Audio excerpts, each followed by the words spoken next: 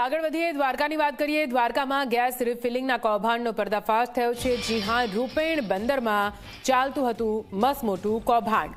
જો કે આ મસમોટા નેટવર્ક પર દરોડા પાડવામાં આવ્યા। મલિક ગેસ એજન્સી નામના ગોડાઉનમાં દરોડા પાડવામાં આવ્યા હતા। સુરક્ષાના સાધનો વિના ગેસને ટ્રાન્સફર કરતા હતા।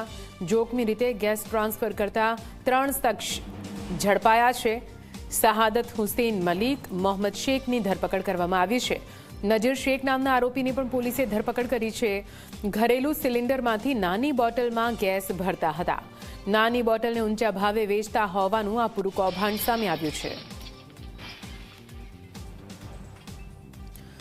તો આપ જુઓ કેવી રીતે આ પૂરું કૌભાંડ ચાલતું હતું।